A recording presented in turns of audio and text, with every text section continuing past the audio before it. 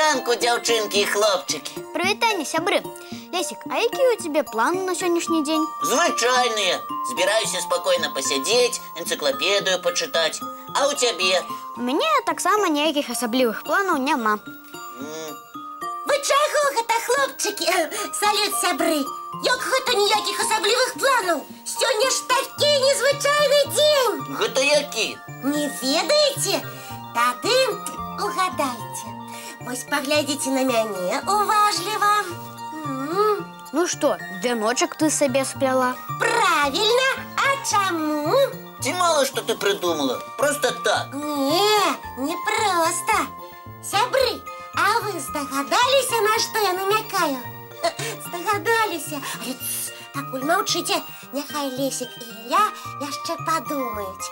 Ну як, здагадаліся?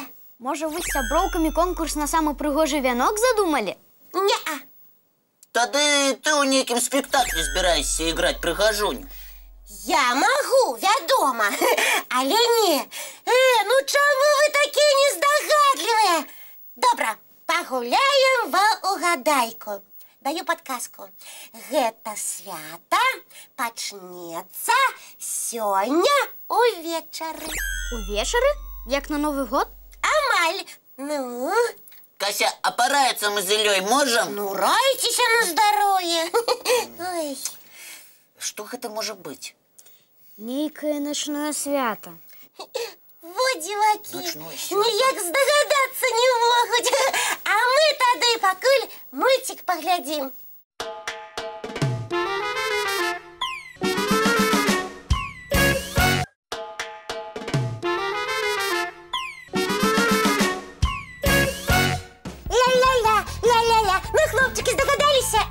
Ой, а дзе яны? А, вось і вы, дзе былі? Рыхтаваліся да таго свята, якое сёння ўвечары пачнецца. Няўжо здагадаліся? Так, гэта купалле. Самае вясёлае летняе свята. Правильно! Вось таму я і спляла сабе вяночак. Буду жаданне загадваць і па вадзе вяночак пускаць. А дзе вашы вяночкі? Ці у вас жаданняў няма? Жаданняў колькі заўгодна, але вяночкі на купалі плятуць толькі дзяўчынкі, а ў нас іншыя сакрэтныя планы. Ого, і якія? Толькі нікому не кажы. Добра, ну ты што за сакрэт? Мы пойдзем шукаць папараць кветку. Якую кветку? Папараць. Цяпер ты не ведаеш? Не, пра гэта я нічога не чула. А вы, сябры, чулі? Як жа я прапусціла? Не перажывай, а мы табе раскажам. Кажуць, што толькі аднойчы ў год, якраз у купальскую ноч, зацвітае чароўная кветка. Адна на ўвесь лес? Так, і хто яе знойдзе, можа загадваць любое жаданне, і яно абавязкова здзейсніцца. Ух ты! Значыць, першае я змагу загадаць вяночку, а другое кветцы. Всё, я іду з вами, хлопчыкі. Добра, мы ўжо ліхтарыкі падрыхтавалі, каб шукаць лягчэй было. Ой, якія вы малайцы! І што, шмат людзей знаходзілі папараць кветку? Пакуль ні пра аднаго такога шчасліўчыка я не чуў. І я. Не пра аднаго? Дык можа яе і няма, гэтай чароўнай кветкі. Можа, гэта проста казкі. Можа і так. Не хочаш, можаш з намі не ісці. Ну ўжо не. Хочаце самі яе знайсці? Без мяне? Не завошта, я з вамі. Мы не супраць, разам весялей. Да вечара яшчэ далёка. Давайце пакуль мульцік паглядзім. О, давайте. А пра каго? Пра 3 верных сяброў, такіх як мы.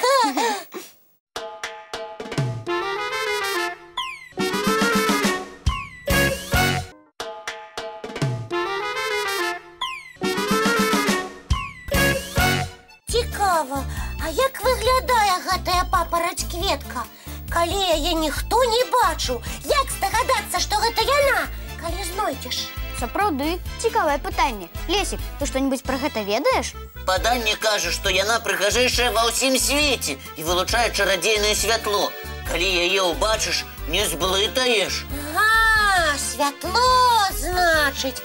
А пялёсткаў у яе колькі? Вось гэтага я не ведаю. А давайте попросим наших гледачоў намаляваць папараць кветку і даслаць нам. О, цудоўная ідэя!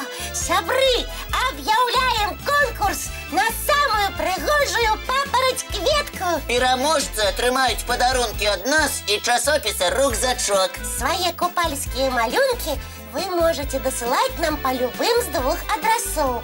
Першы электронны добраранок.tv@gmail.com. А другі паштовы 220-114, город Минск, вуліца Макаёнка, 9, праграма «Добраранак». Будзе цікава паглядзець, што ў вас атрымаецца. Таму пасля перадачы хутчэй за справу. А пакуль не спяшайцеся, бо пачынаецца мультфільм.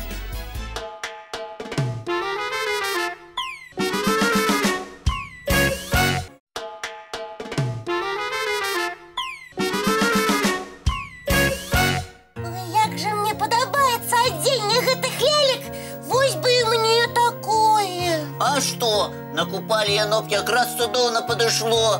Раней на Беларусі ўсе ў такіх вышываных строях хадзілі. А вось вы ведаеце, што тады жанчыны самі рабілі адзенне для ўсёй сям'і?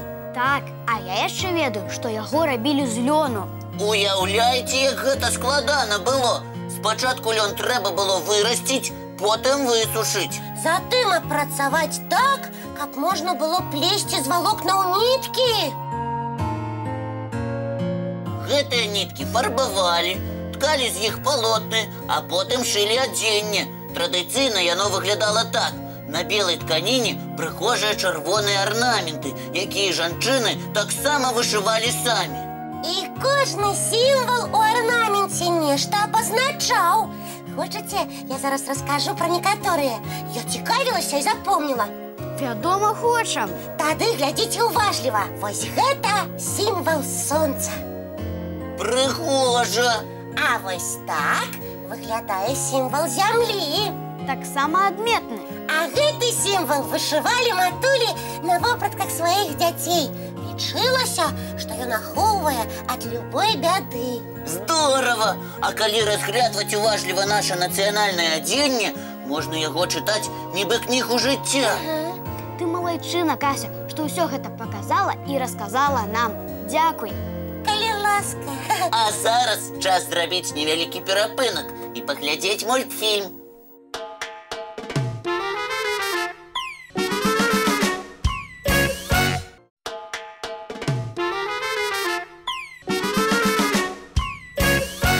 А яшчэ я ведаю, што на купалі прынята скакаць праз агонь. Праз агонь? На што?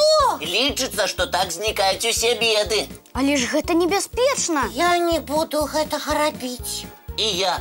Сябры, паабяцайце, што і вы не станеце рызыкаваць.